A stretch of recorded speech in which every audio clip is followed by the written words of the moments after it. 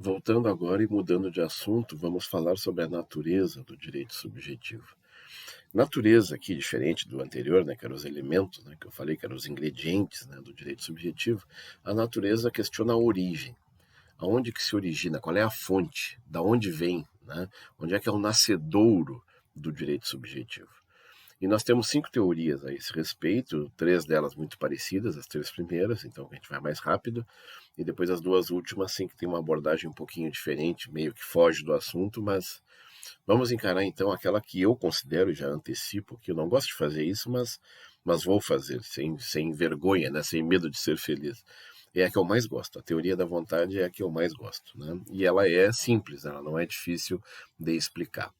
A teoria da vontade, né, do Windscheid diz que direito subjetivo é o poder ou senhorio da vontade reconhecido pela ordem jurídica. Ou seja, tem direito subjetivo quem quer, quem tem vontade de exercer o mesmo, desde que assegurado por norma jurídica. Pois muito bem.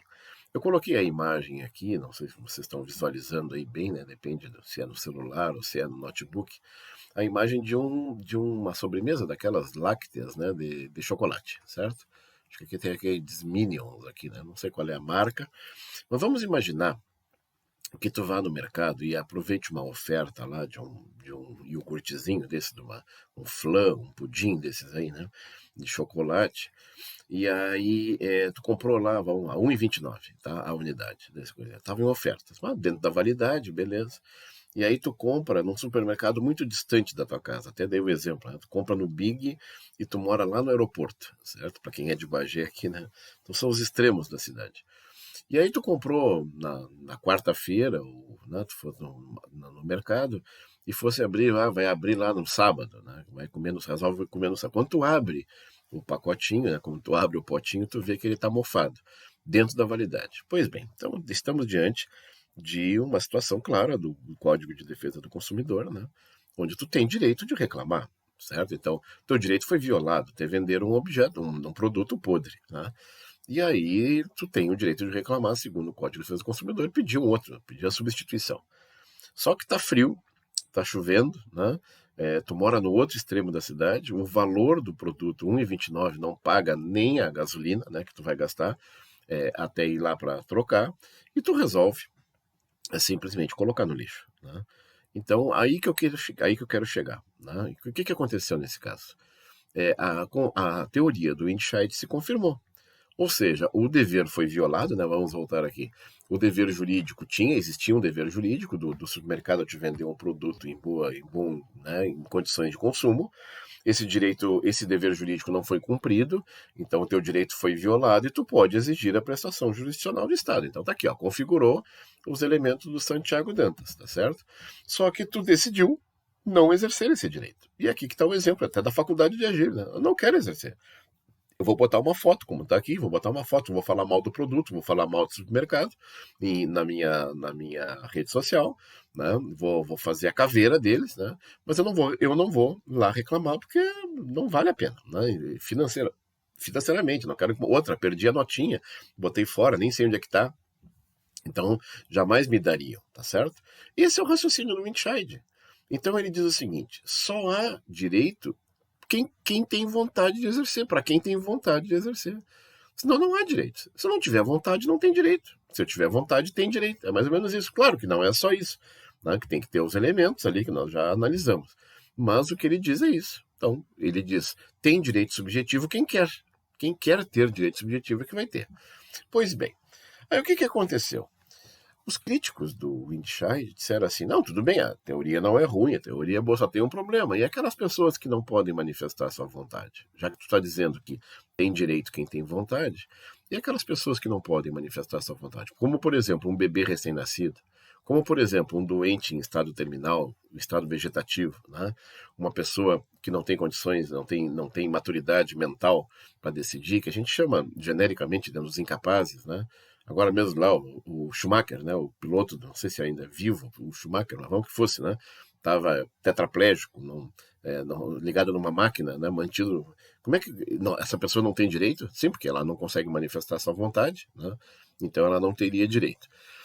Os críticos pegaram pesado dizendo isso e, em princípio, não ficou respondido. Foi só uma crítica que fizeram. Bueno, aí depois vem a teoria do interesse do Ehring.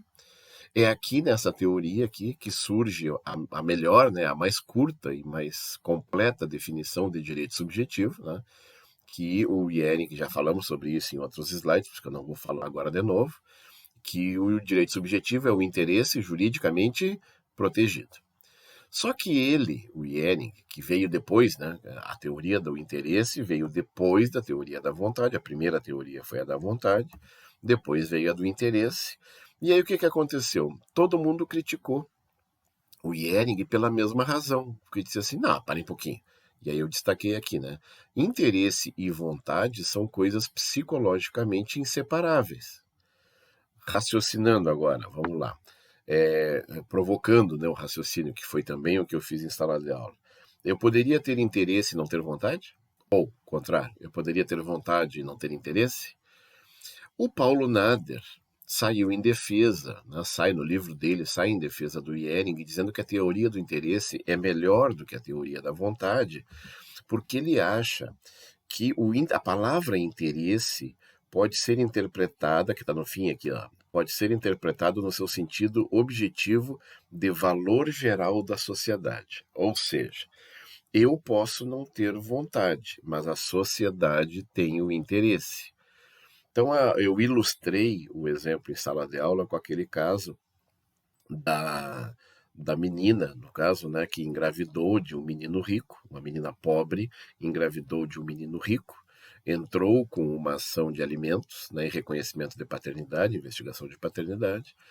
A mãe do pai da criança, né, a avó da criança, vendo aquela situação, corrompeu a menina, a mãe, né, da criança, oferecendo uma quantia vultuosa de dinheiro para que ela retirasse a ação, certo? Então, foi assim. E a menina pediu uma soma que ela julgou alta, que para essa senhora não era tão alta, e ela foi lá e retirou o processo. Quando ela retirou o processo, pediu o arquivamento do processo, caiu nas mãos do Ministério Público e o Ministério Público entendeu que ela não podia solicitar, porque o interesse não era dela, da mãe, era o interesse da sociedade em saber quem era o pai da criança.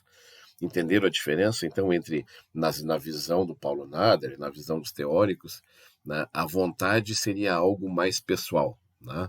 A vontade, e nesse sentido, vontade e interesse seriam muito parecidos. Mas é que a palavra interesse pode adquirir uma dimensão superior.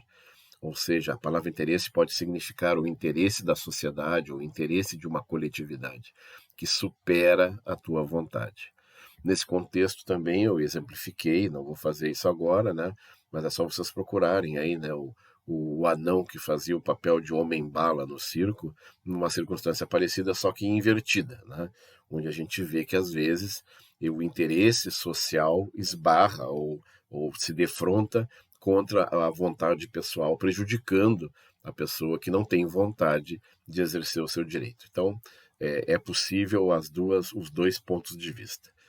Para concluir aqui esse raciocínio, aparece a teoria eclética, que tentou, como o nome diz, eclético, porque misturou, né?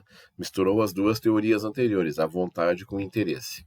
E aí, o autor, o Jelinek, definiu, no caso, que direito subjetivo seria o bem ou o interesse protegido pelo reconhecimento da vontade. O que aconteceu? Exatamente o que se esperava, né? Ele não acrescentou nada, né? Porque continuou na discussão se é vontade ou se é interesse, né? E somou as críticas, né? Então, no Paulo Nader diz que a única coisa que ele conseguiu foi somar as críticas. Eu penso que não. Eu penso que tem uma vantagenzinha aqui, porque mal ou bem, no jeito dele, o Jelinek conseguiu distinguir interesse de vontade. Por quê? Porque interesse ele entende que é algo parecido com o bem, né? Então, o bem ou interesse, olha, coloca o interesse perto de bem, mas mesmo assim fica dependendo do reconhecimento da vontade. Então, vamos lá. Ele confirma a teoria do Windscheid, que é a teoria da vontade, e ele acha que a palavra interesse é mais parecida com o bem do que com vontade. Esse foi o mérito, no caso do Jelinek, mas realmente é uma teoria que não tem por que a gente se demorar muito, porque ela não acrescentou muita coisa para a discussão. Vamos fazer outra pausa também para o vídeo não ficar longo, né? Depois a gente volta com as outras teorias finais.